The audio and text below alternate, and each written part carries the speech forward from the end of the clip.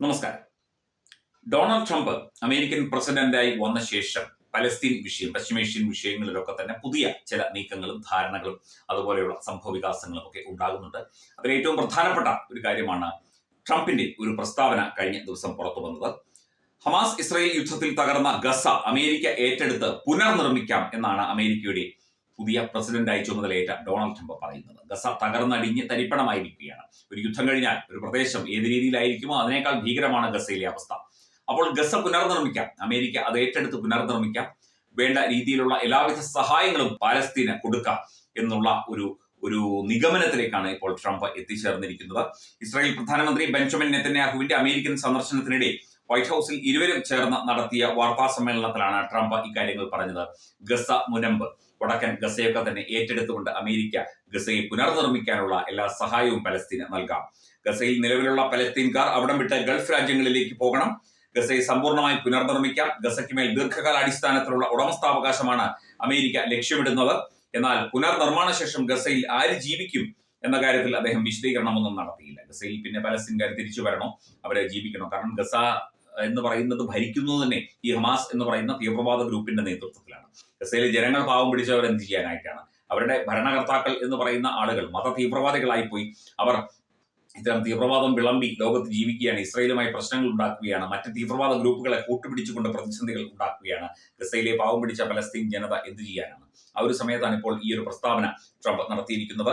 ട്രംപിന്റെ പ്രഖ്യാപനത്തെ നെതന്യാഹു പിന്താങ്ങി. എന്നാൽ ഇരു രാജ്യങ്ങളുടെയും പുതിയ നീക്കത്തിനെതിരെ സഖ്യകക്ഷികൾ ഉൾപ്പെടെയുള്ള ലോകരാജ്യങ്ങൾ ഇപ്പോൾ എതിർപ്പ് രേഖപ്പെടുത്തിയിട്ടുണ്ട്. അമേരിക്കയുടെ പുതിയ നീക്കം ഗസയിലെ ഇസ്രായേൽ ഹമാസ് വെടിനിർത്തൽ ലംഘനത്തിന് കാരണമാകും എന്ന് ചില രാജ്യങ്ങൾ ആശങ്ക പ്രകടിപ്പിച്ചു. അതുപോലെ ഹമാസിന്റെ തടങ്കലിലുള്ള ബാക്കിയുള്ള ബന്ദികളെ വിട്ടുകിട്ടാനുള്ള ചർച്ചകൾ ഈ ആഴ്ച ആരംഭിക്കാനിരിക്കുകയാണ്.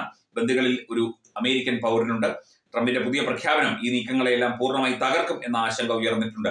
ഹമാസ് ഇസ്രായേൽ യുദ്ധത്തിൽ മധ്യസ്ഥ ചർച്ചകൾക്ക് അമേരിക്കയ്ക്കൊപ്പം മുന്നിൽ നിന്ന് ഈജിപ്തിനും ഖത്തറിനും മേൽ പുതിയ സമ്മർദ്ദങ്ങൾക്കും ഈ തീരുമാനം വഴിയൊരുക്കും.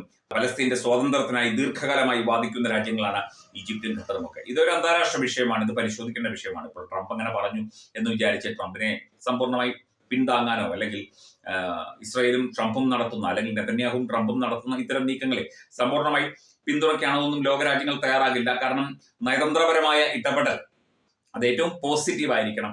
അത് ഒരു രാജ്യത്തിന്റെ ഭാഗമായി നിന്നുകൊണ്ട് ഇടപെടുമ്പോൾ അല്ലെങ്കിൽ ഒരു രാജ്യത്തിന് വേണ്ടി ഇടപെടുമ്പോൾ അത് ഇരു രാജ്യങ്ങൾക്കും പ്രതിസന്ധികൾ ഉണ്ടാക്കാതെ, ഇരു രാജ്യങ്ങളിലെയും ജനങ്ങൾക്ക് ബുദ്ധിമുട്ടുണ്ടാക്കാതെ, അവിടെ മറ്റ് സംഘർഷങ്ങളോ അത്തരത്തിലുള്ള പ്രശ്നങ്ങളോ ഉണ്ടാക്കാതെ വേണം നയതന്ത്രപരമായ ഇടപെടൽ. ഗസ പുനർനിർമ്മിക്കും എന്നത് നല്ല കാര്യം തന്നെ. പക്ഷേ ഗസ പുനർനിർമ്മിക്കുന്നതിന് ആവശ്യമായ സഹായം നൽകുന്നതിനൊപ്പം വീണ്ടും അവിടെ താമസിക്കുന്ന അല്ലെങ്കിൽ അവിടെ ഇനിയും താമസിക്കാൻ പോകുന്ന പലസ്തീൻകാരെ അവിടുന്ന് ഓടിച്ചുവിട്ട് അവരെ ഗൾഫ് രാജ്യങ്ങളിൽ അഭയം കൊടുത്തിട്ട് അല്ലെങ്കിൽ അവരെ മാറ്റിയിട്ട് ആ പ്രദേശം സമ്പൂർണ്ണമായി അമേരിക്കയുടെ നിയന്ത്രണത്തിലാക്കാനുള്ള സംവിധാനമൊന്നും അംഗീകരിക്കാൻ പറ്റും എന്ന് തോന്നുന്നില്ല. ഇപ്പോൾ ഖത്തറും ഈജിപ്തും ഒക്കെ ആ വിഷയമായിരിക്കും മുമ്പോട്ട് വയ്ക്കുന്നത്. ഇവിടെ സമാധാന ശ്രമങ്ങൾക്കൊക്കെ ഏറ്റവും പ്രാധാന്യത്തോടെ ആ വിഷയം അവതരിപ്പിച്ച രണ്ട് രാജ്യങ്ങളാണ് ഈജിപ്തും ഖത്തറും ഒക്കെ തന്നെ. സൗദിയും ആ രീതിയിൽ തന്നെ. അവിടെ പലസ്തീൻ ജനതയാണ് വിഷയം. നമ്മൾ പലസ്തീൻ ജനതയ്ക്കൊപ്പമാണ്. ഇന്ത്യ പലസ്തീന് എല്ലാവിധ സഹായങ്ങളും സഹകരണങ്ങളും കൊടുത്തുകൊണ്ടിരിക്കുന്ന ഒരു രാജ്യമാണ്. അവിടെ ഹമാസ് എന്ന തീവ്രവാദ ഗ്രൂപ്പിനെ ഒഴിവാക്കിക്കൊണ്ട് ഹമാസ് പുനർനിർമ്മിക്കുകയാണെങ്കിൽ അല്ലെങ്കിൽ ഹമാസ് ഗസ പുനർനിർമ്മിക്കുകയാണെങ്കിൽ ഹമാസിനെ എത്രയും പെട്ടെന്ന് ഈ ഭൂമിയിൽ നിന്ന് തുടച്ചു മാറ്റുന്ന രീതിയിലേക്ക് കാര്യങ്ങൾ എത്തിക്കുന്ന ഒരു അവസ്ഥയിലേക്കാണ് അതിനെ കൊണ്ടുപോകേണ്ടത്. ഗസ പുനർനിർമ്മിച്ചോട്ടെ, പലസ്തീൻ ജനതയെ തൽക്കാലം മാറ്റി പാർപ്പിച്ചോട്ടെ, അവർക്ക് തന്നെ പലസ്തീൻ ജനതയ്ക്ക് തന്നെ ആ പ്രദേശം വിട്ടു നൽകിക്കൊണ്ടുള്ള ഒരു നയപരമായ തീരുമാനമായിരിക്കും ട്രംപ് എടുക്കേണ്ടത് എന്നുള്ള ചില അഭിപ്രായങ്ങളും വരുന്നുണ്ട്. അന്താരാഷ്ട്ര വിഷയമാണ്, എന്ത് സംഭവിക്കും എന്ന് നമുക്കറിയില്ല. എന്തായാലും ബെഞ്ചമിൻ നെതന്യാഹുവും ട്രംപും തമ്മിൽ പല കാര്യങ്ങളിലും ചർച്ച ചെയ്ത് ചില കാര്യങ്ങളിൽ തീരുമാനത്തിൽ എത്തിയിട്ടുണ്ട് എന്നാണ് മനസ്സിലാകുന്നത്. നമുക്ക് എല്ലാം പോസിറ്റീവായിട്ടുള്ള ജനനന്മയ്ക്കും ലോകനന്മയ്ക്കും യുദ്ധം അവസാനിപ്പിക്കാനും യുദ്ധം ഇല്ലാതാക്കാനും വേണ്ടിയുള്ള പരസ്പര സഹകരണത്തോടെയുള്ള നീക്കങ്ങൾക്ക് മാത്രമേ ഇനി ഡൊണാൾഡ് ട്രംപ് അല്ല ആര് പറഞ്ഞാലും പിന്തുണ കൊടുക്കാൻ സാധിക്കുകയുള്ളൂ.